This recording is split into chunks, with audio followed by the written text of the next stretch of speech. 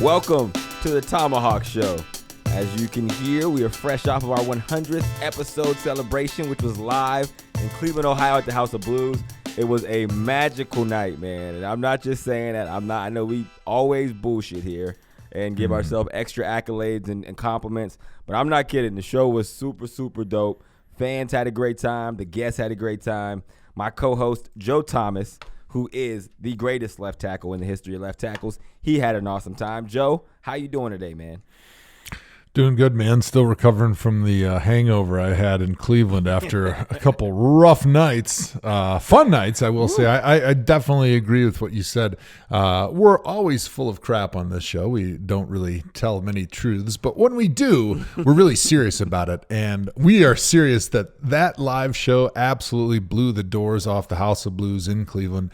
It exceeded the expectations of even the most optimistic members of Uninterrupted, and there were shouts from the ceiling rafters after of, "One more year, one more year," because everybody in there could not wait for another live show at the House of Blues in Cleveland. I'm not even kidding, man. Like I've done a lot of stuff in media. I do a lot of live shows. I've done, we do TV and all that. That was the most fun that I've had doing media my entire life. Oh. I actually told my mom that. She was asking how the show went. I'm like, it was one of the rare times where I can actually walk away and say, that was fun. I hate everything that I do. I never listen to myself. I hate the way my voice sounds. I hate seeing myself on TV, but that to me was like.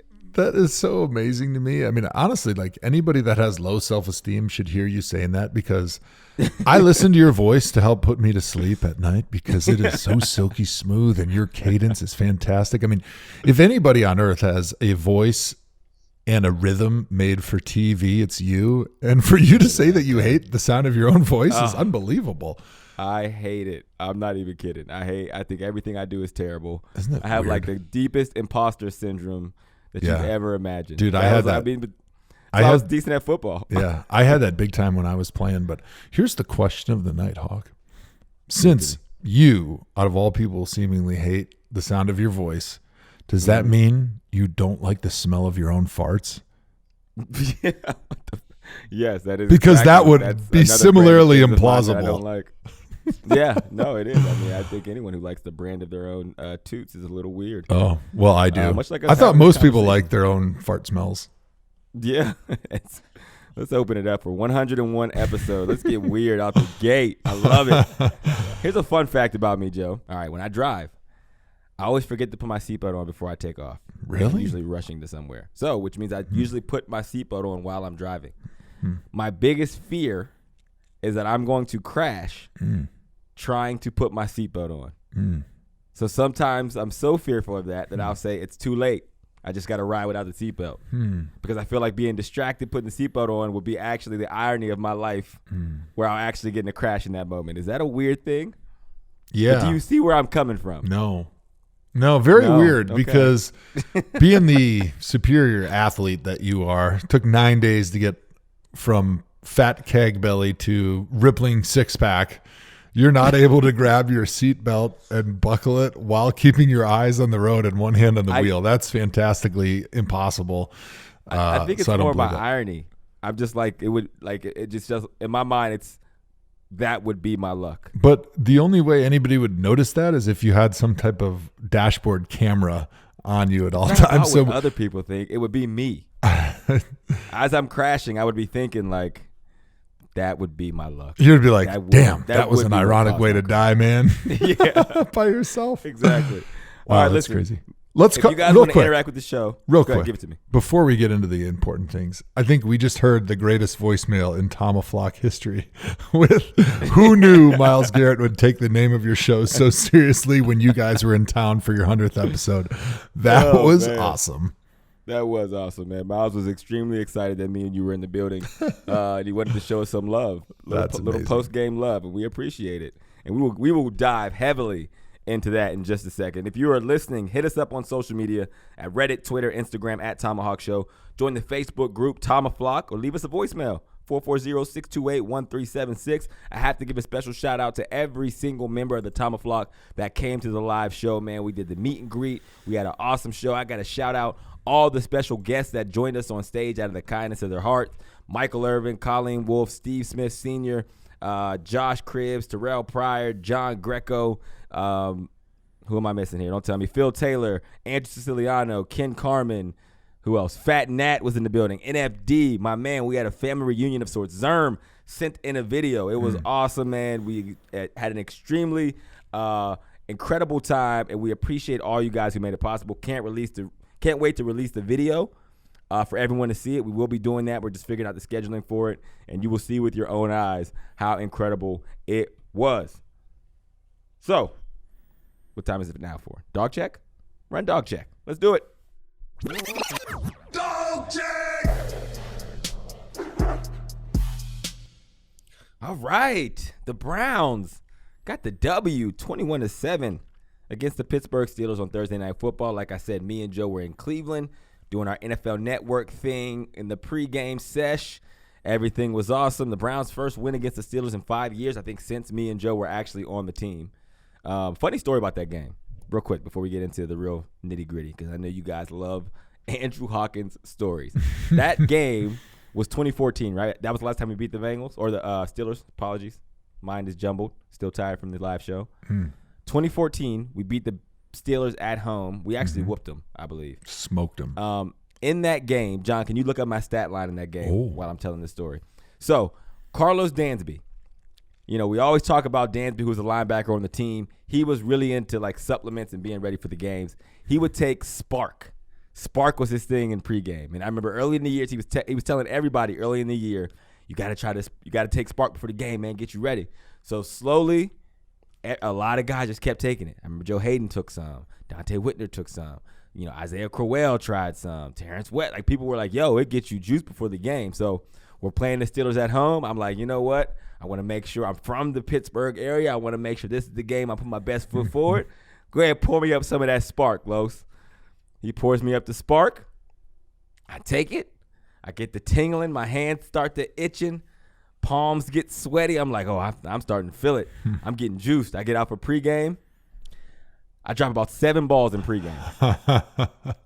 And I'm like, I don't know what the hell is wrong with me. I can't, like, focus on the ball. It seemed like the stadium was 4 times the size it was. I'm jittery. I can't stop sweating. I can't stop moving. Do you have my stat line from that game, John? 2 targets, 0 catches. 0 catches. I dropped 2 wide open passes that would have been touchdowns. My mind was going a mile a minute. So we kicked their ass, but I had 0 catches, 0 yards, and I played about 60 snaps that game.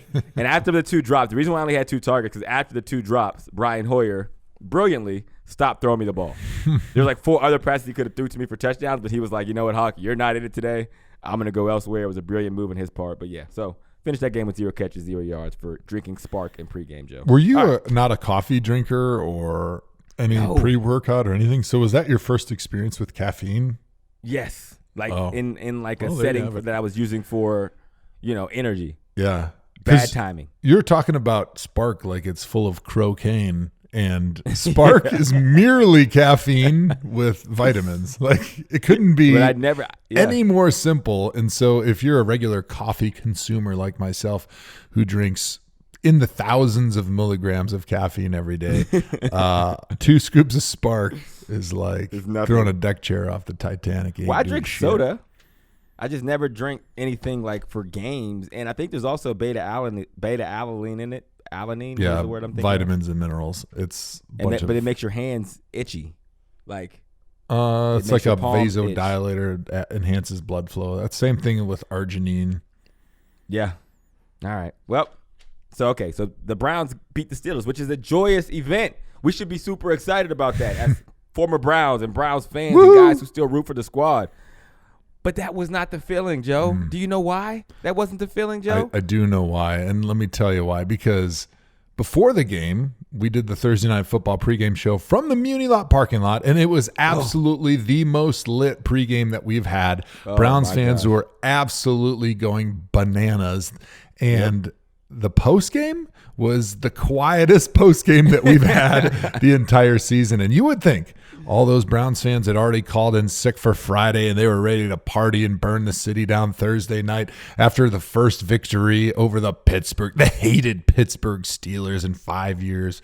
But no, there was nobody that was willing to celebrate because it felt like we lost after that game because of the Myles Garrett taking the ThomaHawk Show 100th anniversary celebration a little too seriously. Yeah, man, it got ugly. So I was at the game for a little bit and I left early. I had nothing to do for the post game, so I went back to the hotel. I got back to the hotel right at about 10 seconds left in the game. No way. Perfect timing. So I got to the hotel bar, looked on the screen, and I'm like, oh, man, they're getting chippy out there. And then I see Myles Garrett swing the helmet, and my jaw dropped. And I don't think the people around me really understood how big of a deal it was. But I think for me, it was like a little extra because as a football player, right, and playing with a bunch of football players who for listeners out there, let me tell you something about players in the NFL. They all have crazy to them. Like, none of them are all that sane. They all have a place they can go to because you don't have a choice but to do that. I'm telling you right now. And you might be able to name a lot of the crazy football players, but even some of the guys that you're like, oh, he's a stand-up guy, and he seems he's got it together. There's a different level of a tick of crazy they can get to. Even with playing with all those guys, it's almost the unwritten rule of you don't hit someone you don't turn your equipment into weapons. And it was heat of the moment, but I was like, oh man, this is not going to end well for Myles Garrett. And that was indeed the result. What was going through your mind when you first seen it, Joe? Well, it was interesting because with about 5 minutes left in the games when it's Thursday Night Football, the NFL Network post-game crew has to move to like the post-game set area so we're ready because as soon as it goes to 0-0-0, they pull out the set and we sit down and we get ready. And like 5 minutes after the game, Joe Buck, Troy Aikman, they wrap it up and they throw it to us. And so we were standing on the sidelines, but unluckily for us, the fight happened at the complete opposite end of the field. So we were like over 100 yards from it. And actually, I was talking with Colleen and one of our producers about, what were the videos that we were going to be talking over. And as you know, like you're talking about all the stuff you're going to have to talk about for the next 20 minutes of recapping the game and trying to sync up what you're saying with the video that they're showing. And so there's a lot of stuff. There's a lot of moving parts that are going on right at that last few minutes of the game. Right. And I hear in my ear, because I can listen to the broadcast through my IFB in my ear. So I hear Joe Buck and Troy Aikman going, oh my word, I've never seen anything like that on a football field before in my life. Oh, that's just horrible. And I look up like, what in God's name is going on? There's 8 seconds left and the Browns have already won this game basically. And I see the entire Steelers bench running onto the field, which is something you only see in training camp fights because as everybody knows in the NFL, if you leave the sidelines to join a fight, that's like a big no-no. That's a big fine. Right. They'll suspend it. They'll suspend you for doing that. And so I was like, what in the hell is going on? And the crappy part for us is that as soon as that happened, the video board shuts off the feed. So you can't see what's happening by watching the video board. And it's so far away and there's so many players in your way. I can't even see what's going on the field. So I'm completely lost. And so it wasn't until way after the fight was over, really the game was already over, that the NFL Network crew huddled around like one of the little TVs that we have over by us. And they finally sent us the Fox feed where they were rewinding it so we could kind of see exactly what happened. And as soon as I saw it, I was like, oh man, Myles crossed the line. Like one thing you don't do is when somebody's got their helmet off, you don't hit them in the head with a fist, your foot, and you certainly don't hit them with your 6-pound helmet or their 6-pound helmet because you can do some really, really significant damage up to and including fatality. Facts, man. Hawk, have you ever seen somebody swing or hit somebody else with a helmet before without a helmet on? I mean, I don't want to put somebody out there. I'm not going to say any names. You don't have to say that name. I feel like it happened with us in Cleveland one time. It did, and I was wondering if you remembered it. And it's weird because when it happened, and for people listening, me and Joe have not talked about this. No. But I was like, man, I've never seen that. And then for some reason, you get like a little taste of a memory. I'm like, but I feel like I have seen someone do that in a practice setting. And you tell me if I'm wrong, if I'm right or wrong, Joe. He's a very, very good player. Yeah. Or maybe not. Maybe we're not thinking of the same guy. Well, I mean, I think it's okay if we put him out there. We had him on the show on Thursday night. Yeah. I was actually going to ask him about it on Thursday night, and the night got away from us because we were having too many giggles, and we were talking about a bunch of other stuff, so I never brought it up.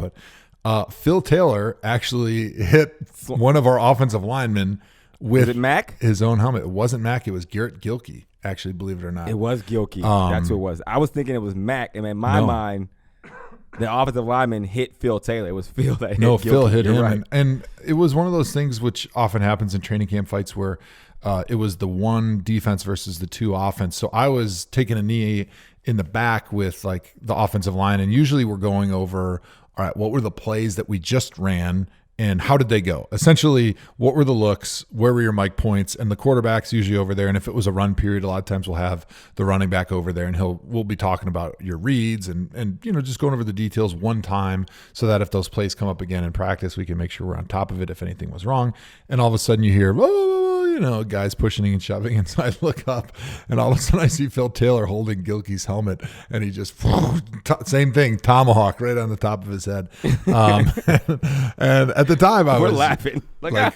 Well, thankfully nobody got hurt. The tomahawk move. We love it. Thankfully nobody got hurt seriously in that. But at the time I was like, oh, well, that's way over the line. But he didn't get like suspended or anything. Like I think they kicked him out of practice, but that was it, and maybe made him apologize to Garrett. But I think that just shows you the difference between training camp and games. Like in training camp, it was like, oh, shouldn't have done that. That you definitely can't practice the rest of the day. And in a game, it's like, whoa, we need to get him out of the league. Like he could never play again. Like, oh, this guy's done. But yeah, so we have seen that move before, and I think that maybe that's more indicative of us than it is.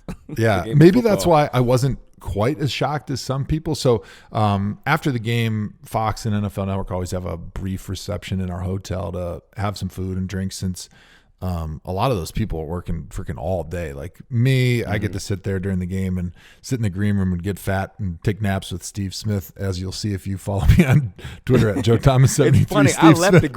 I left the green room because I'm like, if they see me sleeping in here, because I was dead tired. I'm like, if I sleep in here, I'd probably get in trouble. So I left. I didn't realize that was a nap station. Yeah. So it was funny. Steve was like out in the middle of the first quarter, and so we all like got up quietly. Even the producers were not, and we like took the picture of him sleeping there. It was only like a 5-minute nap, but it was great because we immortalized the photo of the entire green room empty with Steve Smith sleeping on the couch. But anyway, so after the game, I went to the little reception and had some chicken wings and some pizza. It was delicious. And some Great Lakes Brewing beer. By the way, my beer is all sold out in Cleveland, and it's made me sad because I was really hoping to get some. But anyway, so I was we were talking about the fight, obviously, because everybody wanted to get my take on Myles, because they know that I know Myles very well. And Erin Andrews was like visibly shook. And I think part of it is, I think her husband, she was saying, was a hockey player and maybe was either involved in some of the bad hockey fights or like was related somehow. And she was talking about how like some of those guys, like the one Marty McSorley got like hit in the face with a hockey stick, and another guy got blindsided one time with a punch. And it sounds like those guys are having like serious issues still related to that. And obviously when you tomahawk somebody with their own helmet, it's similar to hitting somebody in the face with a hockey stick. Yep. And so she was like really upset about it. And I was a little bit, but I wasn't on that same level, probably because I'd been maybe hardened a little bit because I'd seen it once before, and everything worked out okay. And knowing that Mason Rudolph was actually fine after the game. And so I think that kind of maybe softened the blow a little bit for me. And part of it too, knowing like, in my opinion, that there were some things that led to it that maybe could have been done differently and we wouldn't have ended up in that outcome. So I'll open it up to you first. I know the big conversation on Twitter was, did the NFL get the punishment right for all the parties that were involved? I don't think so. I think Mason Rudolph should have been suspended.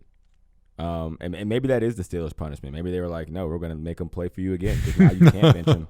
And now he has to play for you again. He must play.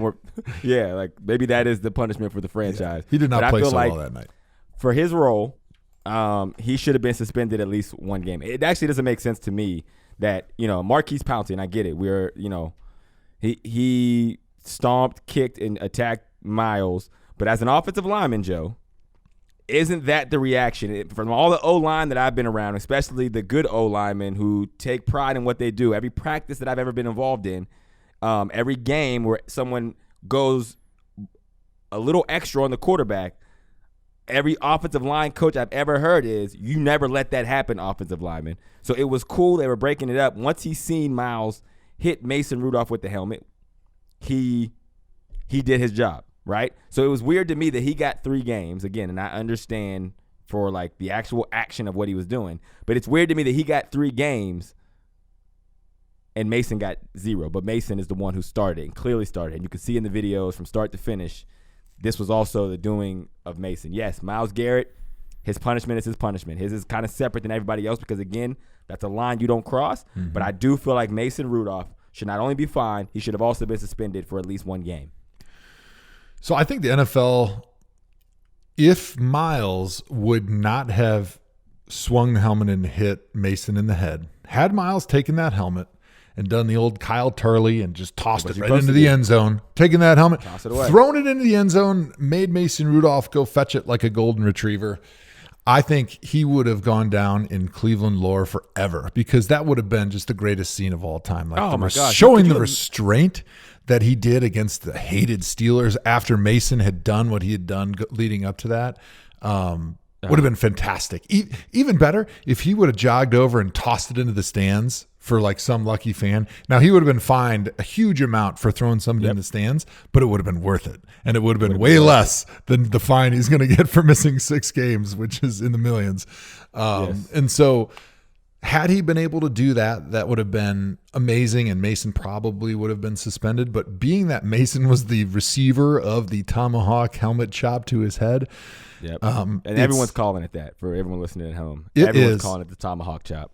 He is now the victim because somebody crossed the line and escalated it, right? So to the very start of it, and I know the Steelers fans are really jumping hard on, well, Mason was hit late. He'd already thrown the ball and Myles tackled him. Okay. I'm going to take you back. It was not a penalty, first of all. And we know how trigger happy NFL officials are right now about throwing flags for unnecessary roughness hits on the quarterback.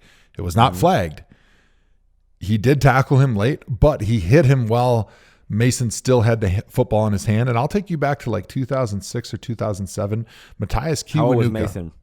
How old was Mason Rudolph? Mason Rudolph. I thought you were going to say 2006. Rudolph. Yeah, Mason Rudolph was 5 years old. This SOB. No, Matthias Kiwanuka was playing for Tom Coughlin with the Giants, and he was a defensive end. And he wrapped up the quarterback, and the quarterback pump faked. And because when you're a defensive lineman, way back in my college and 2 times in college in high school, you wrap up a quarterback, you can't see that he has thrown the football now. The only time you can see it is if he's already released it, right? So Myles wraps up the quarterback thinking he still has the football in his hand. And going back to my point with Matthias Kiwanuka, Matthias actually lets go because he thought the quarterback had thrown it because he pump faked. The quarterback still had the ball. Quarterback starts running and throws the ball and gets the first down, and he comes to the sideline, and his coach like absolutely lays into him, and deservedly so because he didn't finish the play. And so if you're a defensive lineman and you hit a quarterback while he's got the ball in his hand, even if he then throws it, you have no way of knowing if he's thrown it or not other than to finish the tackle. Now, you have to still abide by the rules where you can't land with all your weight on him, but tackling him to the ground if you hit him once he has the ball is what you're supposed to do. So Myles wasn't out of his realm of what he is supposed to do as a defensive lineman by hitting and tackling the quarterback to the ground, because when he made contact, Mason had the football in his hand. And so Mason then became the aggressor by taking it to the next level, trying to rip his helmet off and do all those other things that he did. When, as a quarterback, you need to know your role. You need to understand that your offensive linemen and the refs are the ones that are your protectors. You are the littlest, softest, weakest man on that football field. Until that kicker trots his little ass out there, you are the softest person on that field. And you do not pick a fight with anybody bigger than you. That's why you have offensive linemen. That's why you have officials. Name a good quarterback in the NFL who would try to fight any defensive lineman in the NFL, much less Myles Garrett, who's one of the biggest, strongest, fastest, most explosive, and he trained in MMA in the offseason with we Stipe. all know how you feel about Myles Garrett. He Everyone is listen to the ThomaHawk Show. The last dude on the face of the earth that I would try to pick a fight with. So Mason tries to pick the fight with him by trying to twist his helmet and rip his helmet off, which is clearly a bad idea. And so at that point, you're kind of instigating it, because what you should do in that situation, if I'm Mason Rudolph, is you should put your hands in the air and start complaining to the ref and wait for your offensive lineman to come over and start beef with Myles Garrett, which is what happens when you're an offensive lineman. You protect your quarterback. So as soon as he starts doing the helmet rip, I can understand how Myles wants to get up and rip his helmet off, be like, dude, you're way out of line. Like, I can rip helmets off too. But yeah, and he did it way easier with one hand. Well, you saw how poor Mason's attempt was. He was. Yeah. It reminded me. I'm surprised his head didn't come off with the helmet. Yeah. That would have looked really bad on national TV. You know what? Head off. Fatality. Pop goes the weasel, like the old dandelion game where you just flip the dandelions and they pop right off. Body still running around. No, you know what it reminded me? When Mason had two hands on Myles' helmet and he was trying to get it off. He couldn't even barely twist it like the weakling that he is. It reminded me of when I was trying to open my beer at the ThomaHawk Live 100 and it was not a with twist no off. Can opener? I was like really struggling until TD came over with the bottle opener and really assisted me along the way. Yeah. But that's what it looked like. And then all of a sudden Myles was like, oh, you want to play that game? Boom, pops it right off. But then that's where Myles should have stopped. That's where he should have stopped. You have to show. If he throws that helmet, turns to the crowd and starts waving his hands up and down, I'm going the bananas. city of Cleveland has a 5.3 on the Richter scale earthquake. Because they would have went absolutely ape shit. First of all, we'd be buying shirts, GV Art shirts today with that. Oh my gosh. That image of Myles holding the Steelers helmet like it's a head, like from like Roman the Emperor. from like the Roman days Roman or like the Viking days where you'd like cut your opponent's head off. Or he'd probably be on that poster that LeBron used to be on in the building in downtown Cleveland. But instead, he goes for the tomahawk chop, and then we all feel like things at the end of the game was a loss instead. But I will say, all right, Marquise Pouncey, I understand what you're saying about defending your quarterback, and I agree with that. But once your quarterback is not in danger anymore, all you're doing by continuing the fight and the battle in the manner that he did with the kicks and the stomps and the punches is you're endangering your own team and you're hurting yourself, because now you know that in the NFL, when you start punching and you start kicking and stomping, that's suspension. And now, first of all, you're not doing anything productive, because as we've gone over a million times in this show, when you kick and punch and stomp somebody that has a helmet on, you're doing nothing. You're only hurting yourself and your team. And so now I know after the game, Marquise was like, I don't care what my punishment is. I had to protect my quarterback. You already protected your quarterback. If you watch what David DeCastro does, he grabs Myles and he renders him useless, essentially by blubbering his fat body on top. I love you, David. But we were all offensive linemen, or I was an offensive lineman one time. I know what a fat body can do laying on top of somebody. You're not going to be able to move, right? And so Myles is laying on the ground and David's on top of him, and all of a sudden Marquise is going to come over and retributively stomp him out and do nothing about it. Like, I understand if it's a bar fight and you need to like really, really make sure this guy understands like not to mess around next time. Okay. Go over there and you stomp him out. Is that different? But the problem is, in a game, you're not doing anything. Like, Myles is already not attacking your quarterback. He's got a helmet on. So by retributive justice right there, you're not going to do anything but hurt your team further. And so at that point, you may as well just allow the NFL to handle it. You've already defended him. There's nothing more you can do. We're in a bar, right? Me, you, your wife is in the bar with us. Somebody comes over, slaps your wife, right? Are you going to separate them and say, okay, I'm here now. I protected you. We're done. This is done with. Okay, you back away. Is that going to be the end of it? Even though the fact that you're there now, he might say, okay, Joe Thomas is here now to protect her. You know, I'm not going to do it anymore. And because he now thinks that, okay, I'm done. Are you going to be like, okay, that's enough, buddy. Now get out of here. Let me add a layer to you. Let me add one layer for you. Here's your layer. This guy, we're at a bar. Yep. Comes up, slaps my wife. Yep. I've got 5 police officers standing right next to me. They instantly jump on top of him. Not police officers. Do I need to go? Right? I need to? Me, NFD, Fat Nat, producer John, the whole clique from the ThomaHawk Live, we jump on this dude. Are you going to be like, okay, yeah, they got it. I'm good here. No, I'm going to stomp him out. But that's different. Exactly. It's not different. No, I'll tell you why it's different. Now, I get what you're saying. You're going to say that it's a game. It's a different setting. It's not a bar fight. No. You've missed my point. The police officers are the officials, and they're the camera, and they're the people in New York that run the NFL that have seen this all, that are going to give you the justice that you need.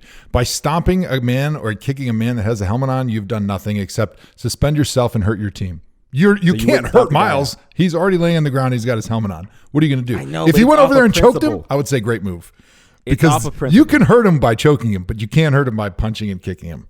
It's off of principle. There's nobody in the Steelers locker room, Steelers organization, Steelers fans, a teammate who is not holding Maurkice Pouncey with the utmost respect. I get it, but they're wrong. Probably called him in the office, shut the door, said, go put the special code in there into that little, that little safe over there. And the wine that they've been brewing since when they won their first Super Bowl in the 70s probably rolls out slowly from an automatic button.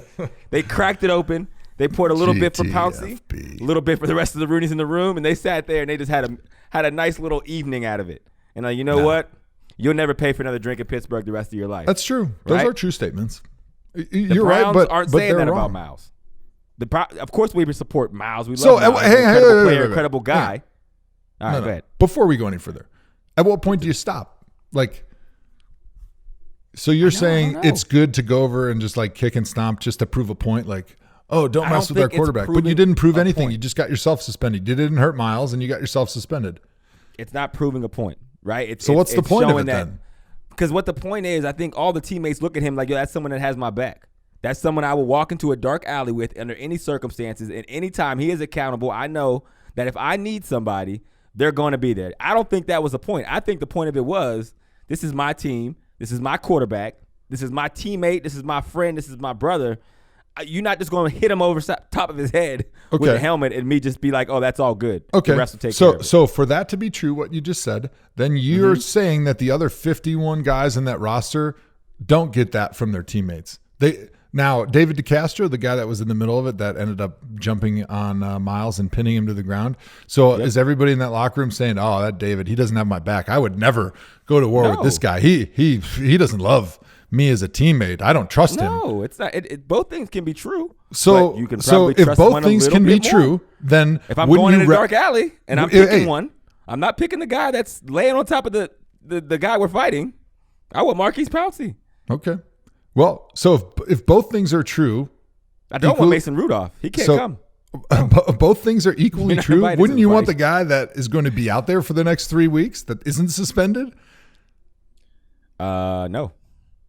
Well, I guess winning is just more important to me. For a guy that finished his career 1-15 and 0-16, and a guy that finished his career on the Super Bowl winning Patriots, winning is more important to me than retributive justice. And I still think that David DeCastro has the back of all of his Steelers teammates, even though he didn't flail his arms and legs at his opponent that was already rendered useless, laying on the ground and had already given up.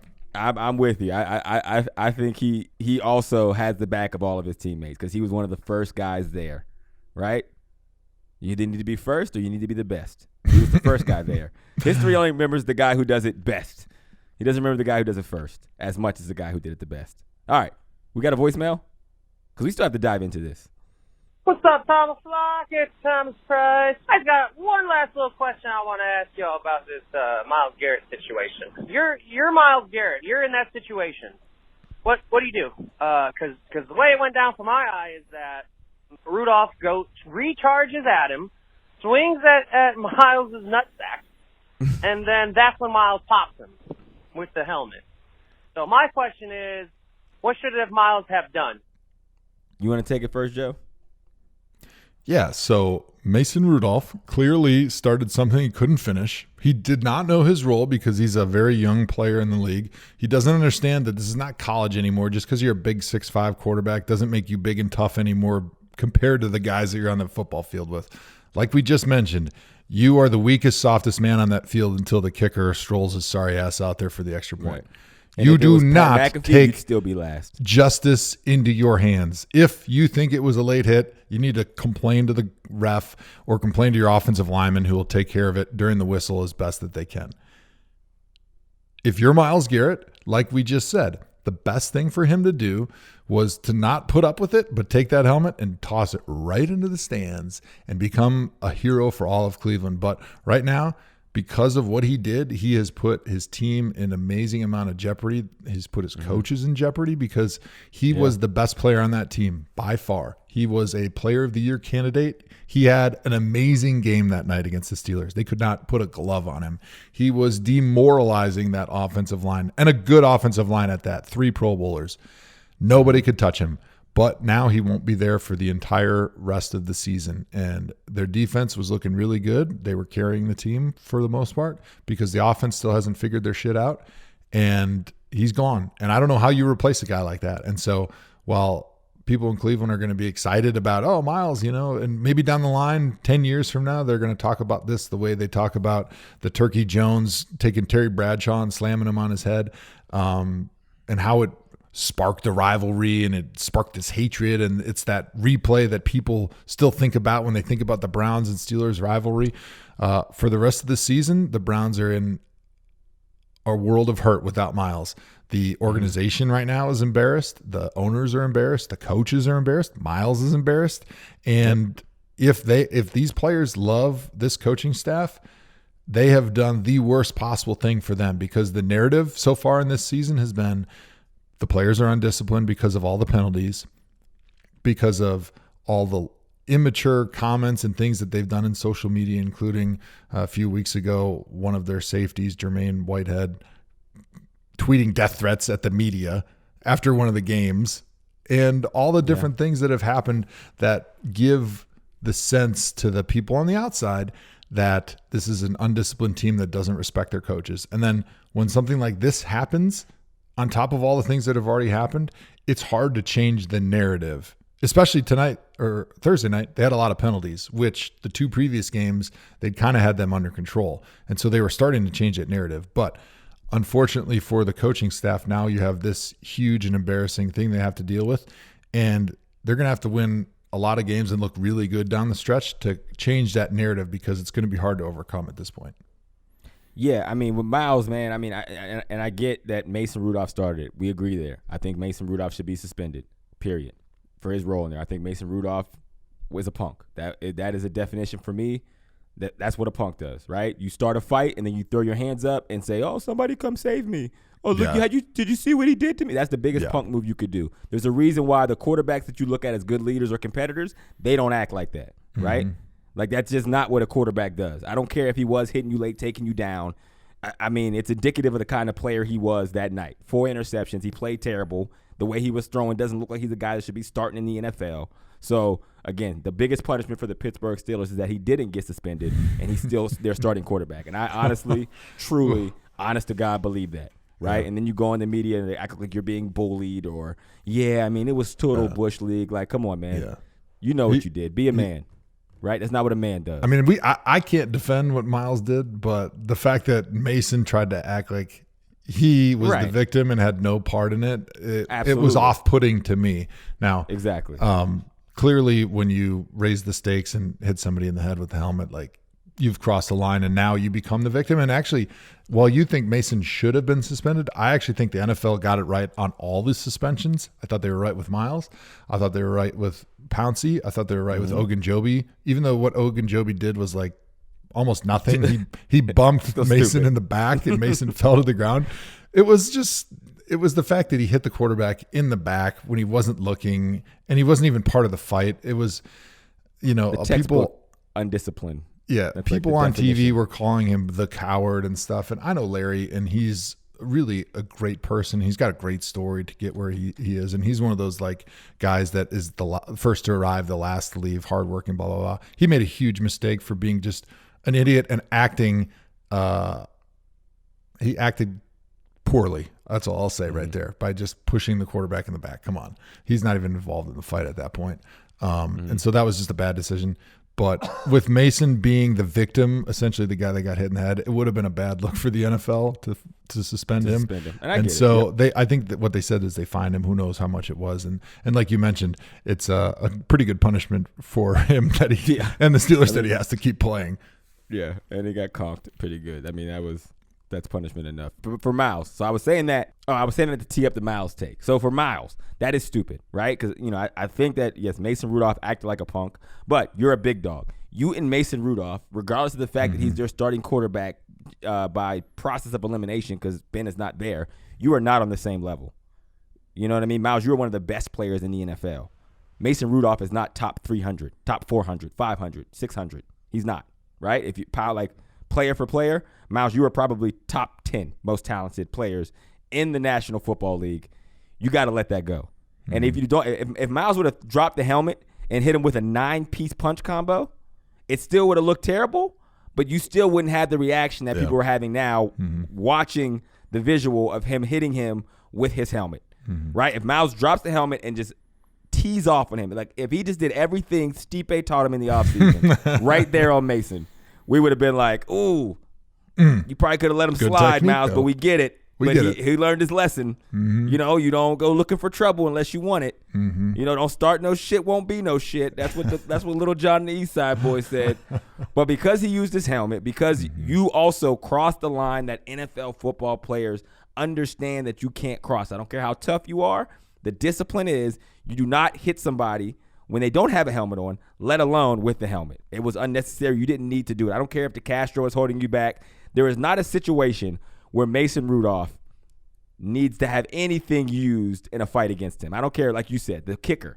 The kicker would go toe-to-toe with Mason Rudolph. He is not tough. You could see that whole sequence and understand that, So Myles definitely crossed the line, and you're right. I think they got the suspension right. It just doesn't sit right because it is a discipline thing for Myles, right? And we seen it early on. We actually had this discussion on the podcast about Myles earlier this season.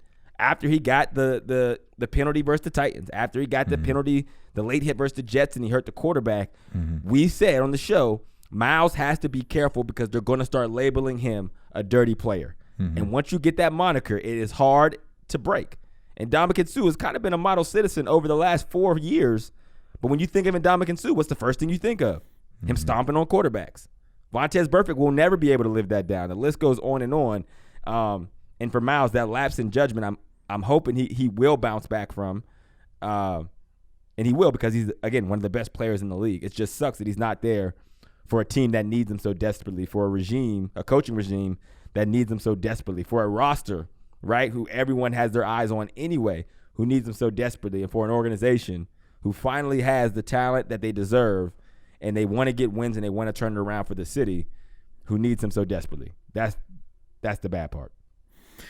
I talked to Myles Friday morning. I was working out in the Browns facility, and he walked through there, and he did not look right. He was physically, mentally very upset about how things unfolded, and you could see that things had sunk in. And while he was very upset at how the situation unfolded and how Mason came at him a couple times, he was also really upset with how he let himself lose control of his emotion and how it now is affecting him and his brand and his image and his team and the organization and the city that he loves right now. And I really am concerned for Myles' career and when he comes back, and this is why. Because if you get to know Myles off the field, he is a dyed-in-the-wool pacifist, I will say. He is like the softest, cuddliest teddy bear. Dog lover, poetry writer, deep thinker, like anti-war guy, like that you've ever met. He's kind of a nerd too. He is a giant nerd. Him and I went to the women's national team soccer scrimmage at Brown Stadium like a year ago or so. I took my daughters. It was really cool. He went there because he's just like a big women's soccer fan. Like outside of football, he is the least violent person that I've ever met in my entire life. And I think that may have even been one of the conversations when he was coming out in the draft was like, ooh, he's not a real football guy, because he doesn't, you're right. He doesn't run through the bars and, smash bottles on people's heads, and he's not getting in these bar fights, and he's not like, snot bubbles coming out of his nose and like Bonesaw. Remember Bonesaw, the guy that Scott Solomon, defensive lineman, would have done anything to play in the NFL on the defensive line. That's not how Myles was. Like Myles physically has all the gifts in the world. And so I think Myles mentally was always trying to get himself into that mentality mode that you need to be able to be a great defensive lineman in the NFL, or a lot of people think that you need to get into, where it's like, I'm on the field, I'm a dog now, I'm in hunt mode. And I worry that because Myles feels so bad about what happened that there's a potential that he loses that ability to get into that killer mindset because he doesn't like himself when he's there because of, like you mentioned, in the Titans game when he like sort of open hand punched one of the other Titans players. And you mentioned the Jets game, which in my opinion, he was just tackling the quarterback. And unfortunately, the Trevor Siemian's foot got caught underneath. It was a little bit late, but I think the whole year Myles was like, I want to be the player of the year. I want to get myself into that conversation. So I need to be relentless in how I play the game. And so that's why he's always kind of maybe this season pushed the line of like hitting people late, where it wasn't meant to be dirty, but he's trying to play as hard as he can to the whistle, trying to make sure people know he's always out there trying to get that last hit in. And occasionally as a defensive lineman, you do hit people a touch late on occasion. Obviously this is different because he just lost his cool. And so I wonder if as he's sitting out for the rest of the season, if mentally he's trying to reconcile who he is on the field and why that person turned into somebody who would tomahawk chop another human being with a helmet. Or as the great article that I saw on my Twitter, Myles Garrett suspended for trying to place Steelers helmet back on his head, which was like a funny Onion headline, although it wasn't an Onion. But anyways, we digress. So I do wonder, like, is Myles going to be able to come back and bounce back and be the same player he was this year, next year? Because like you mentioned, he doesn't see himself as a dirty person or player. He actually sees himself as completely the opposite of all those things. He's not. And this would be my advice to Myles, if you're listening, because obviously you're listening, Myles, who doesn't listen to the damn ThomaHawk Show. Duh. Be you. Like, it's okay to be a nerd and a nice guy that loves soccer and cosplay, right? Like, and you can still be a badass football player.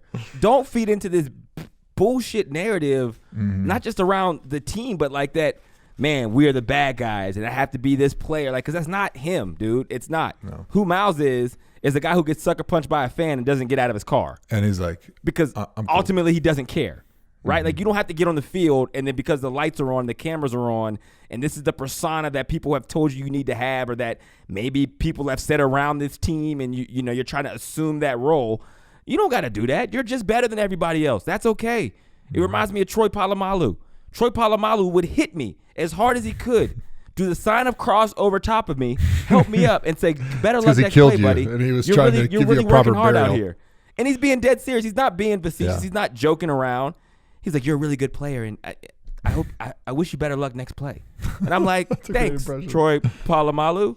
You know, like, it's okay to do that. And he's one of the best safeties that I've ever played in this division, in the NFL, you name it. Myles, it's okay for you to do that. So I'm hoping that this not only wakes him up to that, to just be himself out there, because himself is still better than 99.9% of the defensive ends in the National Football League.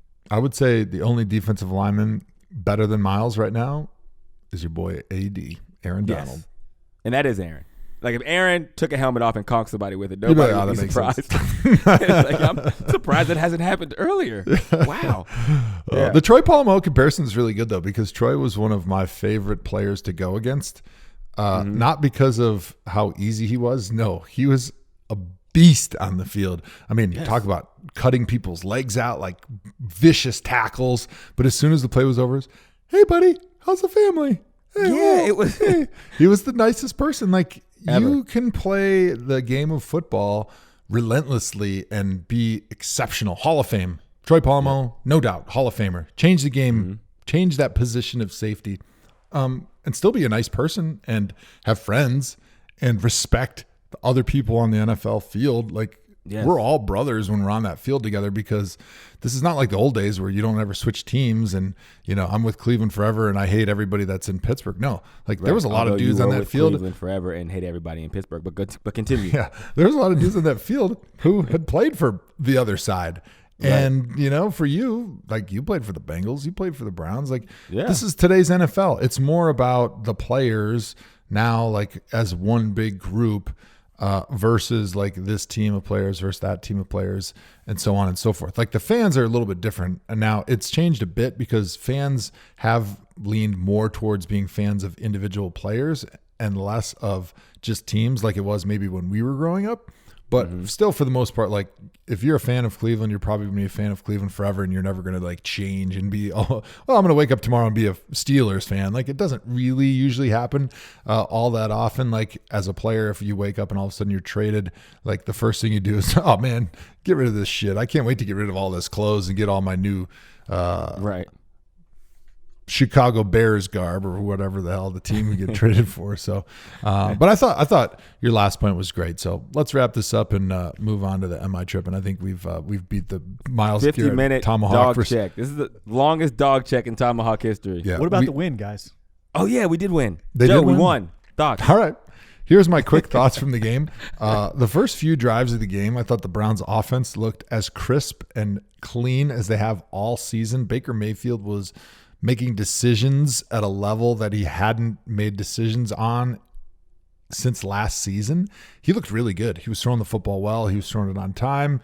The play selection was really good for the Browns. I thought they were really good as far as utilizing the quick passes to get their playmakers on the edge of the football. They were utilizing the RPOs. They used both Nick Chubb and Kareem Hunt in the backfield together, which is such a dynamic attack scheme that puts defenses in such a bind because they don't know who's blocking for who. And if Kareem Hunt's catching the football, Kareem Hunt ended up being the leading receiver with 6 catches.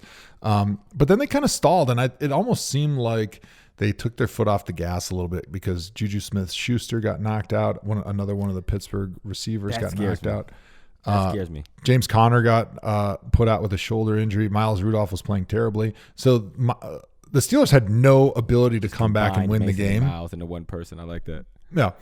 The Steelers had no ability to come back unless the Browns turned it over. And clearly Baker had the directive from above, like, whatever you do, don't turn the football over. Like, we cannot possibly lose unless you guys turn the ball over.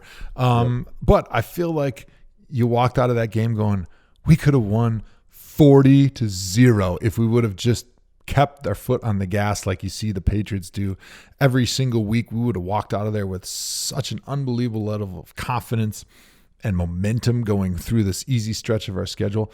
And so that was disappointing for me. All right. Well, my thing is this with the Browns. The Browns look great. Love the win. We got the Dolphins and the Steelers in the next 2 weeks. We'll play the Steelers again. And I'm at such a crossroads because I am an old school football guy because it's how I was brought up in Western Pennsylvania. I like big hits. I like being tough. I think it's like I had the little guy syndrome out there. It's what made me a football player. I got excited of the fact of facing giants and taking hits and being able to pop up and still call people names and be like, oh, you better come harder than that, because that wasn't enough, right? So what scares me, though, about this game was something I've seen between Cincinnati and the Steelers that brew, where the rivalry wasn't just about playing hard. It started to take like a little bit of a dirty turn, right? And it all culminated at the end with Myles and the MASON Rudolph situation. But even earlier in that game, the helmet-to-helmet hit on Deontay Johnson where he's walking off the field bleeding from his ear, right? That's tough football, right? Juju takes a helmet-to-helmet hit. He leaves the game early. Mm-hmm. And you have these instances, even Odell and Jarvis, which I actually didn't mind this part, them yawning back to Mike Tomlin. That was the part I liked. I thought that was cool. Great. That is the rivalry I'm looking for. That's not good. So much the other side of it, because I think in the next game, right, with everything that's happened in this game, all that does is continue to escalate. I seen it with Cincinnati and the Steelers, and it culminated in me being at the Steelers-Cincinnati game and watching Ryan Shazier be carted off the field, right? And then Juju over top of Vontaze Burfict when he gets him, and then they do the celebration afterwards in the end zone, right? Like, this is the thing about football to all these players. You might think that shit is cute, but your day is coming. Football is a 100% injury rate. So while you can celebrate another guy being hurt or doing all these things, you think that's cool, your day is coming. That's why Joe says we're all brothers in this. Like, you have to keep it some level of integrity, some level of class in the game. It's okay to be hard-nosed. It's okay for the big hits. It's okay to be tough. But there's a line that you shouldn't cross. And I feel like as good as I feel about the win, I just feel like when you cross that line, it only escalates from there, and that's the only thing that worries me. You can bash me on Twitter if you disagree. Yeah, so I will say one thing, point of clarification. The hit on Deontay Johnson and Juju Smith-Schuster, I didn't think they were malicious. They were a penalty, and I thought it was just some of those things that happen when with today's NFL rules and the way you're not allowed to hit receivers defenseless in the head, neck area, and it didn't seem like any of those were anything more out of the ordinary. They were just hard football hits that were flagged, and those guys got injured, unfortunately. And it's the type of hits the NFL is trying to take out of the game, but it didn't seem like it was a malicious attempt to hurt somebody. So I will say, I will put that out there. I thought it was a game that was played really hard, and there was a lot of big hitting, but I didn't see a lot of after the whistle type stuff. So it didn't seem like it was getting unnecessarily chippy until the end, obviously.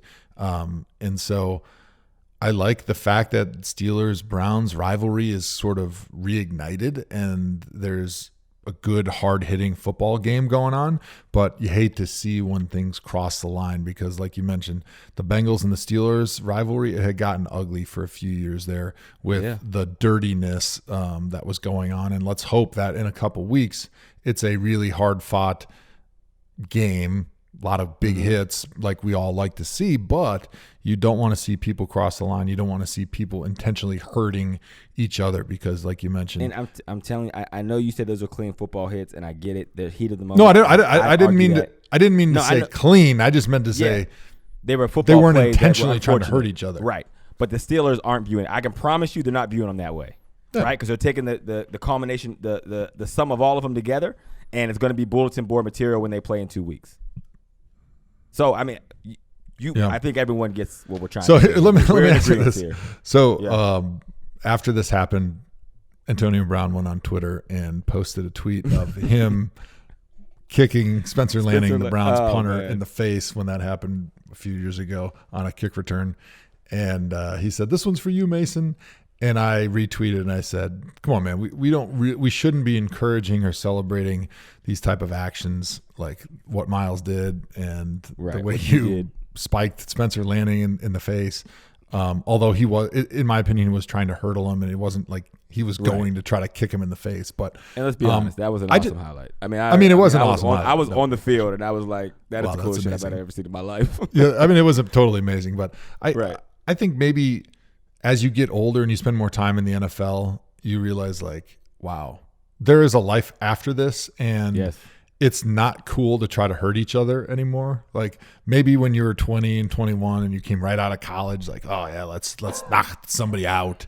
But you realize, I don't know, I think when you get older, it's just a maturation process. Like I see what those injuries do to people like later in life, and you see how serious this is, and that football in the end, it is just a game. And we all love it. We make an amazing living doing this.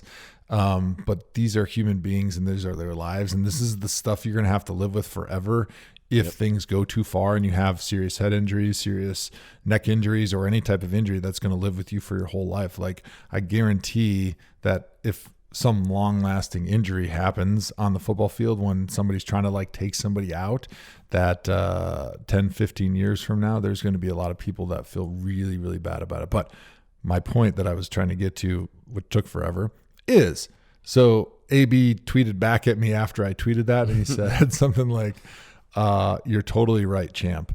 And I want to hear your perspective.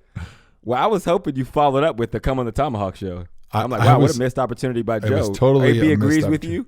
Yeah. I think it's a perfect time to bring him on the show. No. So what I want to hear from you is, was he trolling me by calling me champ, being that I won one game in my last 2 years in the NFL? Or was he actually having a come to Jesus moment where he was thinking, you know what, you're right. Like, this is a game and we shouldn't be trying to kill each other and intentionally hurt each other. We can play hard and within the rules and knock people out and win games and do all those things, but we don't have to intentionally hurt each other. Or was he thinking, fuck you, you ain't one shit, champ? That's basically what the translation was in my head. I took it as him agreeing. When I seen it, I'm like, oh, that's a pretty cool moment between AB and Joe Thomas, two legends in the AFC North. I didn't even think of it as like the sarcasm. Now I got to go back and look at it. It threw me off. I took it as he was agreeing. We'll have to revisit this on Tuesday. I'll get your take on that. I'm gonna do a deep dive. Give me a little bit of time on this one. All right, that does it for Dawg Check, baby. All right, Joe, let's take a break to talk about our sponsor for this show, Yoked. You are yoked, and everybody is wondering, like, how did Joe get an 8-pack after being a blubbering lard for so many years? Wow. How did you do it? Now that you've destroyed my ego, that's okay. But I will tell you something. I've been on this product called Yoked for about 6 months now, and I've been a guy who was always a protein supplement guy. So throughout my whole career, going back to college, I was always a protein guy, right? And protein's great. It helps with muscle synthesis. It helps build muscle. It helps preserve muscle when you're exercising. But this new product called Yoked is really cool because it is not a protein supplement. It's not a protein replacement.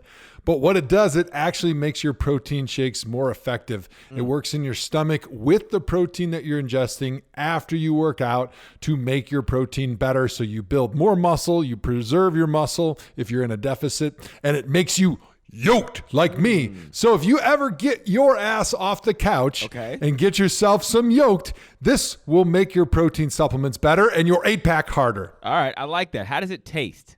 Because that's always my thing when I'm putting things in my body to make sure that I look like a Greek god, because I'm going to get back. It's just going to take time. I always wonder, does it taste bad? How does it taste, Joe?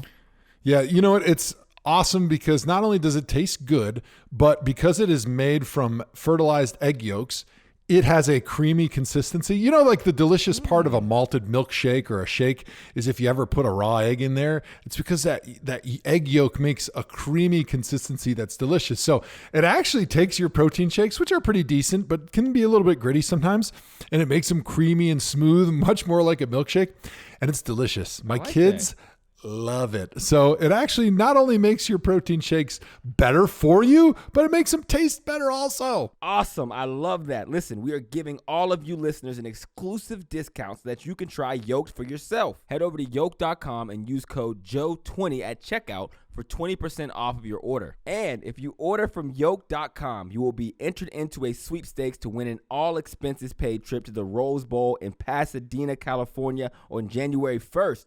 So use the Joe20 promo code for 20% off of your product at yoke.com and have a chance to win a once-in-a-lifetime college football experience. Go get that muscle. All right, Hawk. You know what time it is. It's time for another edition of Am I Trippin'?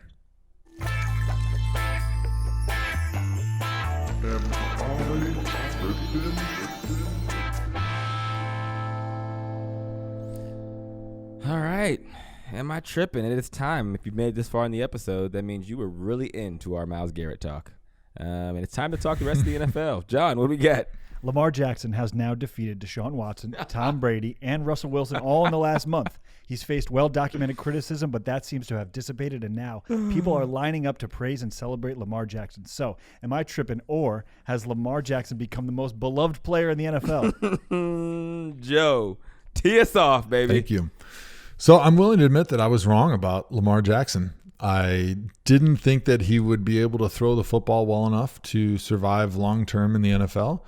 And I didn't think that his game with running the football as much as he does would be able to survive in the NFL of big hits and lots of injuries, because actually in this game we saw Deshaun Watson take a hit where somebody landed on his foot a little bit awkwardly. It looked like he may have hurt his knee, maybe like an MCL tear or maybe like a high ankle sprain. And it seemed to affect him a little bit throughout the game. But I will say that I underestimated Lamar Jackson's change of direction ability. I don't know if I can ever remember going all the way back, except until you get to Barry Sanders, somebody who is able to change direction as suddenly as Lamar Jackson. And I think because of that, defenders are so measured when they try to come in to tackle him that they never really are able to put their full momentum and explosiveness into a tackle on Lamar. And you hardly ever see him getting wrapped up and then having another 2 or 3 guys like come in and smoke him, which is a lot of times where you see some of those injuries happen where one guy wraps up the quarterback and then you got 2 guys coming in and piling on top and finishing him up and getting him all twisted up. Lamar Jackson, not a big quarterback. He's not like a Cam Newton, but I think that helps him because it helps with his elusiveness, his ability to avoid the big hits and the big tackles. And then he also, once he does reach that point where he knows he's kind of going down, he just goes down quick. And so, well, if he does lose a little bit of that quickness, now I think that he will be susceptible to those big hits. I mean, I can think you easily could play 10 years in the NFL and not lose any quickness like this. I mean, we still see Adrian Peterson playing into his mid-30s almost. I mean, Adrian and I came in, he was a year younger because he came out early, but he's 34 or 33 right now, and he's still got most of the same speed and explosiveness that he had when he was not the same. A kid. I said most. And so I think it's pretty like easy 60%. For me to think that's still most, I guess, technically. Yeah. I would say, though, no, seriously, in all seriousness, I think Lamar Jackson can play at this level for at least 8 to 10 years without getting injured. But I do think once he loses a little bit of that, then he is going to become susceptible, and he'll have to have become a really, really good passer at that point, kind of like Deshaun Watson has, or it'll be hard for him to stay healthy in the league. But he has improved as a passer really, really well. And the way they use that offense, I watched their game today, the way almost every play starts with someone running horizontally, which stretches the defense with a run fake, and then him running a different direction or rolling out in another direction. It's opening up these huge lanes in coverage where he is able to learn on the fly as a passer a little bit, because he doesn't have to just stand in the pocket like a Daniel Jones and just throw into tight windows and make great coverage decisions on every single play, because the way they do run guys horizontally, they are stretching that defense horizontally and vertically and opening up really, really big lanes where you see guys consistently are open when he's throwing them the football. Yeah. But here's the thing. So here's what I think about Lamar Jackson. Number one, he's the most likable guy in the NFL, right? Like, saw your tweet. After the game, him showing love to Deshaun Watson, but it wasn't just Deshaun Watson. When someone outplays Lamar or he doesn't play the best, he doesn't be like, he's not like, oh, man, F them, they didn't do anything. Like, he shows them love. He was like, yo, they got the best of me today. I got to get better. No one cares. I got to work harder. Like, that's like the textbook thing you want your quarterback to do. And you could just tell he cares so much about winning. Like that, when you look at him, you don't think, oh, Lamar Jackson's after the stats. He's not. He's doing whatever the hell he has to do to win. And you're right. I don't think his shelf life is as long as the traditional quarterbacks that we've seen, right? The big, tall, stand in the pocket guys never take hits. You build players around them. Those players get old. You replace them with other new players you put around them, new receivers, new running backs, blah, blah, blah, and that's cool. And the argument for running quarterbacks like Lamar, like Cam Newton, like Deshaun Watson is you haven't seen an old quarterback continue to do that. Well, here's why. You talked about Adrian Peterson. Yes, he still has some explosion. He's still a shell of himself in his prime because he's one of the best backs that we've seen in the NFL over the last 3 decades. So when you're an athletic person, you just lose your athletic ability, right? Like it's like in basketball. The big high-flying dunkers can't do that at 35 and 36. It's why Tim Duncan is Tim Duncan for 40 straight years, because he played the same way throughout. And the big, highlight flash people, with the exception of maybe Vince Carter, they fizzle out after 10 years because the athletic ability goes. It's father time. And I think that is what we'll see with quarterbacks, Lamar Jackson included. And I don't think that's a bad thing. I think the game is changing. You talked about their offense. They spread guys horizontally. They have Hollywood Brown going deep. And I do think Lamar Jackson is reading. If you watch him, he goes through a progression every time. And he sometimes comes back and he makes the right throw and he puts it in the right place so many times that I'm like, oh, that seemed lucky. But now here we are, 30, 40 plays into those tight window throws, and he's making them. Like, oh, okay, that can't be luck every single time. I hope I didn't come off as saying that I don't think he's reading the defense, because I think he is. What I'm saying is that it makes it easier on him that he is so explosive with the run game, and that they have an offense that spreads the defenses horizontally and vertically, that he doesn't have to sit back there 35 times a game and throw into half a yard, tight little windows into double coverage, because guys are running wide open because of his threat as a running back. And so how much easier does that make it on him? So it's that's what I'm saying. It's making it so much easier on him, which is great, because he isn't the best passer in the NFL. He doesn't throw like Russell Wilson. And we keep cutting each other off, so I apologize. But I wanted to say that I think the shelf life for quarterbacks, where you look for a top guy and you say, hey, I want him here for 15 years, I don't think that'll be the case anymore. I think it will be the 8 to 10 range, and then you re-up when the athletic ability goes, because here's the reality. There's probably a lot of running quarterbacks that were trying to fit into a pocket passer system style that the NFL was, that just weren't there. So if they were able to get an offense like Lamar and build around them that has some athletic ability, like I remember playing Tyrod Taylor when he was a backup in Baltimore, and I get he's a little older now, but we had fits with him in Cincinnati, because we were like, shit, we want Flacco to play because Tyrod scares us, because he'll take off running, and we can't stop him from doing that. Kyler Murray, 10 years ago, if he wasn't a good baseball player, he would have came into the league, he would have been a slot receiver. There is no way in hell 10 years ago they would have let Kyler Murray play quarterback in the NFL. Wasn't going to happen.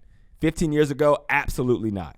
He would have been Julian Edelman. He would have been Antoine Randall. He would have been Hines Ward. He would have been the list of receivers, you name it, who had to transition as playmakers because they're quick and they're athletic. Now I think this will be the new wave. I think they will look for guys like this. They will build the offense around in the same way, because A, it's exciting. Like you said, B, it fits closer into their skill set and it's harder to prepare for. But I don't think they'll stick around for the 15, 20 years that we've seen out of the Peyton Mannings, the Tom Bradys, and all these quarterbacks who can preserve themselves and just sit in the pocket and pass all day long. Here's my bold prediction for the day. When Tom Brady up and moves on from New England, I believe that Bill Belichick will coach for another 10 or 15 years.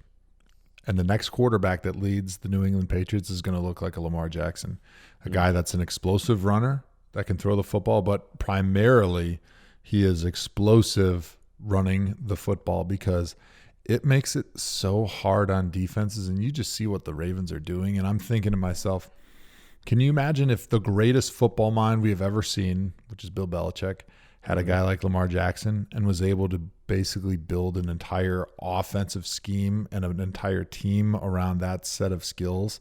It just is so much more difficult, and it's so much easier on an offense to have a guy like that than to do the traditional stand back in the pocket and come up with a million Star Wars passing schemes to throw into these tiny little windows on time, on the money, over and over and over again down the field. It's just hard. Whereas if you're spreading the teams out and you've got fast guys running in opposite directions on every play, and the quarterback's back there acting like he's Houdini or Chris Angel and he's faking all these different handoffs, the defense doesn't know where to go, and their angles to whoever has the ball are constantly changing, and all it takes is one guy out of the 11 to think the ball got handed off here when it really got handed off there, and now there's a huge seam and a huge gap, because defensive football is still primarily predicated on every man has a gap, and as long as all those gaps are covered, you can't gash us. But when there's Chris Angel in the backfield looking like Lamar Jackson, nobody knows where the ball's going. There's just too many moving parts, and you can't see where the football and who has it. I mean, what a going away present from Ozzie Newsome to the Baltimore Ravens. Yeah. Because you said that Bill Belichick, he had a chance to get him. There are actually rumblings that he was going to take him at the end of that round because it was after the year he won the Super Bowl, and people thought that the Patriots were going to get him and do exactly what you're saying, and they did not do it. I wonder if Bill Belichick and them kicking themselves in the ass, like, damn, we should have had that guy in our field. He's got to be, because I don't know if you watched that Patriots game today, but there's no doubt Tom Brady is still a great quarterback, but he missed a lot of receivers today. And this is for the Patriots fans, because as we know, as soon as somebody questions Tom Brady's arm strength or his age, he goes off and has about 6 touchdowns and 500 yards. So I'm going to go do it for my good friends that are Patriots fans and my good friends in the Patriots team. Tom Brady was looking old today. Yep, he was looking old. You're not lying, Joe. Man was there looking was old. one. There was specifically one deep throw that he had. Edelman was wide open. Edelman had his man beat. It was a nice route. Tom Brady had a clean pocket. He stepped right into it, and he fizzled it and went short. And I mean, just imagine Tom Brady with that offense, with the same weapons, with the security blankets of Mohamed Sanu, Julian Edelman, and just because the thing about Lamar Jackson, as you noticed, all he needs is 3 tight ends. He doesn't need much. He doesn't need splash players. You give him 3 guys in the middle of the field, Edelman, Sanu, and he'll make it work. All right, what do we got next, John? Lamar Jackson and Deshaun Watson exchanged jerseys after the game. Did you guys see this? Baltimore's win over Houston. Deshaun wrote MVP at the bottom of his jersey, and people assumed this meant Deshaun was calling Lamar the MVP. But he never signed his name. Then he gave an ambiguous answer when asked about it in the post-game presser. Yeah, I just wrote, always love, keep going, keep grinding. Wrote MVP on it, and he's like a brother to me. I'm proud of him. That's what I told him, and keep going, stay healthy, keep leading this team. You told me you're the MVP. I wrote MVP on it for sure. Yeah, I mean, it's love, it's all respect. He played well today, so I mean, it's a lot of season left. Who knows what can happen? Russell, me, Christian, Aaron, who knows? But I mean, hey, I just showing love. Am I tripping, or was Deshaun signing the jersey MVP himself? No. Not calling Lamar Jackson MVP, and then forced to backpedal in the press conference. I'm going to say you're tripping. He was calling Lamar Jackson the MVP, but here's the thing about Deshaun Watson. Everything he does is measured in the media. Like, even when you watched him super explain the coverages, he honestly wanted to be like, hey, you don't know what the hell you're talking about. I do this for a living. Shut up. But he stopped himself to say, do you understand what's going on? Let me explain it to you. Because he's very cognizant of how people view him, because he's the face of the franchise, and it's something that he doesn't take lightly. And you might say, Hawk, how the hell do you know? You don't play for the Texans. You never played with Deshaun Watson. I'm glad you said that, John. A little bit of an asshole move, but I'm glad you said it. I interviewed Deshaun in the offseason, right? For Gillette Show. And in that, he had a quote in there that, again, after we said it, we talked about it, and he was like, you know what? That could be easily taken out of context. So I want to make sure that's not in there, right? Because I don't want to put my team in that situation. And I was like, you know what? That's a smart thing to do. That's what a leader would do. The quote was gone, scrubbed away. But that's how I know that when he's answering these questions, he's trying to be as diplomatic as possible, understanding that people wanted to take that and run with it for headlines all week long. So he didn't want to commit to it. But he was very much so saying Lamar Jackson was the MVP. It was interesting, though. Why didn't he just say that? I totally agree that Deshaun is a very humble, thoughtful, respectful person, and he was definitely writing MVP for Lamar. But why didn't he just come out and say that? Like, they outplayed us today. I think Lamar is playing fantastic football. He's playing like he's the MVP. If we voted today, I would vote for him.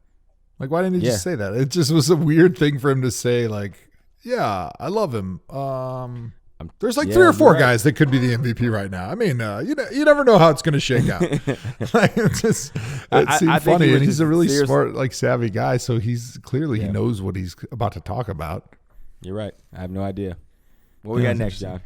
The Colts beat the Jags this week, but the story of the game, on Twitter at least, was Quentin Nelson scoring a touchdown that was later taken off the board and doing a fake keg stand in the end zone. Guys, am I tripping, or was Quentin Nelson's keg stand the best fat guy celebration of all time? Joe, this is your area. I'm not even going to answer this. I'm telling you right now. This is 100%. The floor is Joe Thomas. I'm going to say that it is the best fat guy celebration of all time. But not only that, it's probably the greatest end zone celebration we've ever seen. There's been some good ones in recent memory. I liked the duck, duck, goose, duck, duck, gray duck that the Vikings did. I liked the bowling one. I forget who did that one. The Steelers had been pretty creative for a little while. I thought they have done some funny things.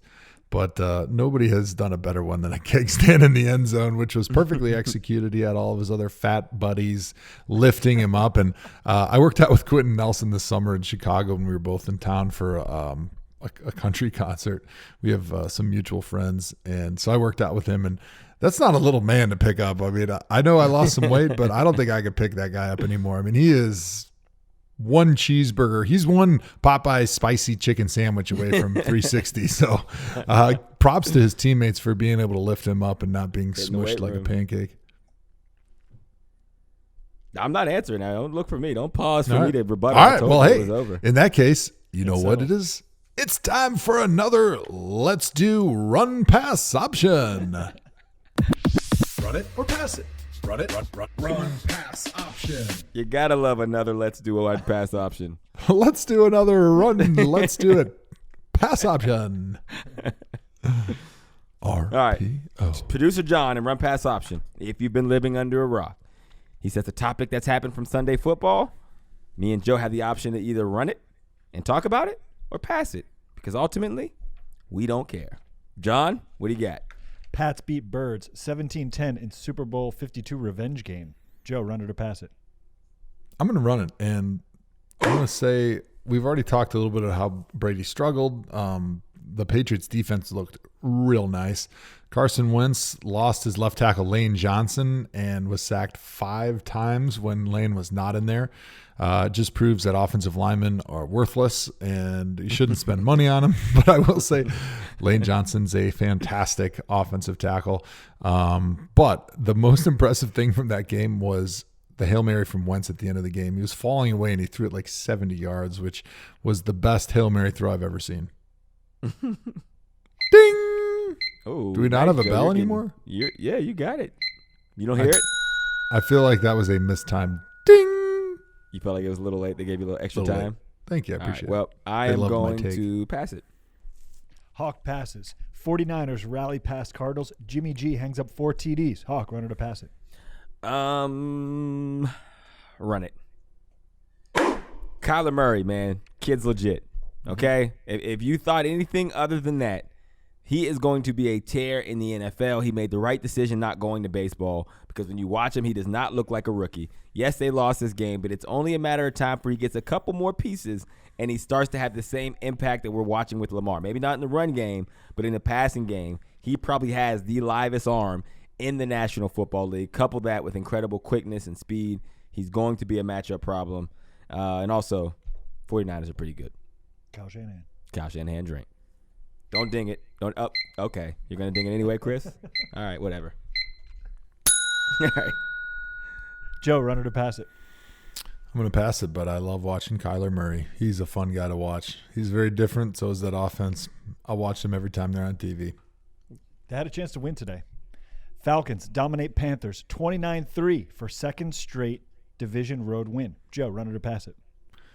Pass, but Kyle Allen right now is going through the classic rookie where you play really well for like 5 or 6 games and then the defenses figure out what your weakness is, come up with a good game plan, and he's going to be in a slump here for a while till he figures out how to improve on the things that he's getting attacked with from those defenses. Weird pass, but okay. Hawk, run it or pass it? That would be a drink situation, by the way. I'm going to run it at me. Run it. So, 2 things. Number 1, you said it, Kyle Allen. Cam Newton, go take your house off the market in Charlotte. Do not sell. If it's in escrow, tell them you renege, give them whatever fee that's necessary. You're not leaving Charlotte. I think that's what we're seeing from Kyle Allen because Joe is exactly right. Number 2, the Falcons made NFL history because this is the first time the players-only meeting has succeeded. They did the players-only meeting a couple weeks ago, and they have been playing lights out. I've never seen anything like it. One thing that happened differently. Dan Quinn made Raheem Morris the defensive coordinator, changing him from the receiver coach. And the defense started playing better, and more peculiarly, the receivers started playing better. It's the damnedest things I've ever seen in my life in football. There it is. That's a good one. It's a Thank you. double win. Saints improved to 8-2 over Buccaneers. Jameis chalks up 4 more picks in home loss. Hawk, run it or pass it? Oh, I'm going to run it. This is my last run? Last run. Damn it. And my clock already started. Okay, so I wish I wouldn't have run it, but I'm going to now. Michael Thomas should have entered the MVP conversation. The team is really good. That he's put the team on his back. When Drew wasn't there, when Teddy was there, when Kamara goes down, he is that kind of player. I wasn't a huge Michael Thomas believer at the beginning of the season, but watching him and succeed in the way he goes about his business, he's more important to his team than almost any other player in the league. Also, Jameis Winston, you should have a seat on the bench. That's all I got to say about that. Jameis, I think that project is over. It is time to figure out something else, okay? And it is not Jameis Winston. I'm going to go have a drink. See you guys later. Joe, run it or pass it? Pass. The Jameis Winston that we saw at the beginning of the season where we said, oh, he's been reformed. The quarterback whisperer, Bruce Arians, he's fixed him. Sorry. Bring in the next guy. So Hawk's out of runs. Joe, you have 2 more left. Can I use a run from a previous episode that I didn't use? Come on, Joe breaks the rules every day. You can't give me one extra run? I'm sorry, rules are rules, Hawk. You can Hawk. find ways to pepper your takes. He took my run last week. Not only did I not use one, he took the other one. Which one do you want? Which game do you want? I want Raiders-Bengals. All right, we'll jump there. Raiders come from behind to take down winless Bengals. Hawk, your 4th down, going for it, run. Take Going it away. for it. Bengals are 0-10. The schedule is not getting any easier. They are looking down the barrel of an 0-16 run. That's fine. I'm a Bengal. I grew up a Bengals fan. I played for the Bengals. I love that organization. Like family, they gave me my first opportunity. What I'm saying is this. All of you people out there, as the official podcast of Hugh Jackson, you better keep that same effing energy. All right? When he goes 0-16 with a probably twice as good a roster as we had in Cleveland in 2016 and 17, you better keep that same energy. Every position, with the exception of left tackle, is better than we were in Cleveland. So you've been warned because I'm going to let everyone have it on Twitter. Joe, Bengals Raiders, run it or pass it? I'm going to run that. And all I'm going to say is for 2 years, we've been destroying John Gruden and company for getting rid of Khalil Mack, Amari Cooper, trading Amari Cooper. Thank you. Drafting some questionable players in the first round the last couple of years. And all of a sudden he's got Derek Carr playing like he was a few years ago when he was an MVP. Their defense is playing better right now. Their offense is really moving well, but they look like a really good team that's very well coached. And so maybe we are the idiots and not John Gruden. Yeah. Maybe they had a really good plan all along. Who would have thought Mike Mayock had it all together and we didn't? All right, Joe, you got 1 more left. Broncos blow 20-0 halftime lead to Vikings in Minnesota. Run it or pass it? Pass. Dak goes for 444, 3 tutties, no picks in road win over Lions. Run it or pass it? I'm going to pass that. I mean, run that. I like this one. So Dak is another one of these quarterbacks that's very likable, in my opinion. We talk about Lamar Jackson being really likable. He reminds me of Hines Ward. Remember Hines Ward did everything with a smile on his face? He was like a really hard-working, tough receiver for the Steelers, but he just always had a smile, and he always had this joy. I get that with Dak a little bit when I watch him, and so he's a guy that I really cheer for, and he is playing lights out right now. Continuing at this rate, the Cowboys are about to make him the highest paid player in NFL history. He's earned it. The old-fashioned He's earned it. Yep, and his hips. He's like, you got Shakira hips, man. It's that hip thrust. And by the way, all Zeke over the stadium. Yeah, Zeke in the end zone gave a little nod to that hip flip thing that was nice. we're talking about as a celebration. That was pretty slick. All right, that does it for Am I Trippin'? Before we get out of here, it is time to decide on this week's ThomaHawk catchphrase, which we don't have yet. But what we're going to do is we're going to play a recap of our last week one that we chose at the live show, which was we are on the gravy train with biscuit wheels. That's what the live crowd in Cleveland voted on, and me and Joe went right to Thursday Night Football to do our thing. Play it up, Chris. Okay. We're on the gravy train with biscuit wheels. Let's see. Gravy train with biscuit wheels. Have fun. Ready for this one? Tonight, The brownies are going to be on the gravy train with biscuit wheels. I tell you what, 17-10 brownies. It's going to be a low-scoring game. Pretty cold out there. Going to be a running the football type of game tonight for both teams. They don't do that. You know what? Joe actually used it twice because when we were also on, what was the show we were on together with Andrew? First Look with Andrew Siciliano. Joe was committed. I give it to him. We hit it again flawlessly. That was my favorite part of the live show, Joe, when they played the mashup of the catchphrase game. That was pretty funny. Oh, man. Michael Irvin was on the floor belly laughing. He thought it was so almost funny. like it just clicked for him just then what had been going on for 11 weeks. Holy shit. Wait a minute. There was a reason you were making a fool out of yourself every week. Yeah, he's probably texting everyone back home like, this guy is an idiot. All right, so we're taking submissions for next week. Hit us up on Twitter, at ThomaHawk Show, Facebook group ThomaHawk, voicemail line 440-628-1376. Let us know what this week's catchphrase should be. My brother called me with the submission. His submission was, nobody doubt it. That's his thing. Like, so you just, nobody doubt it. The Steelers are going to do X, Y, Z. Nobody doubt. That was his. He said he wanted to call and make an official submission. So add that into the list. Nobody doubt it. That is an official submission for the ThomaHawk catchphrase game. So hit us up on social media or everywhere else to vote on it, and we'll pick one before the week is out. All right, that does it for this episode of the ThomaHawk Show. Joe, final thoughts. Yeah, final thoughts this week, a little different than normal. I just wanted to take an opportunity to thank all the great people that were involved behind the scenes for the great 100th episode live show. People at Uninterrupted put together, honestly, the greatest live podcast that has ever been recorded. Right. Most live podcasts, for those of you who have been involved or gone to them previously, it's four dudes with mics sitting on bar stools and talking. And we turned it into an entertainment event. The day after at our production meeting with the NFL Network people, they were completely blown away. We talked about it at the beginning of our meeting, and they said that they were stunned with how much production was put together, how good everything flowed, how seamless the transitions were, and how much fun the crowd had. So compliments to all the people that were involved, all those people behind the scenes, and all the people at UN. You guys killed it. I didn't think it was going to work. We picked the coldest night of the year in Cleveland after the Browns have struggled most of the season.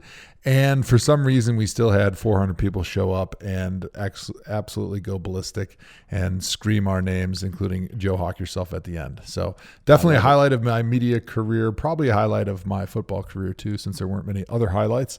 So just a special night all around. And thanks to you, Hawk, for encouraging us to do it in spite of my negativity. Joe, you're the man, bro. Killed it 100 episodes in. Here's to 100 more. Again, shout out to the guys behind the scenes.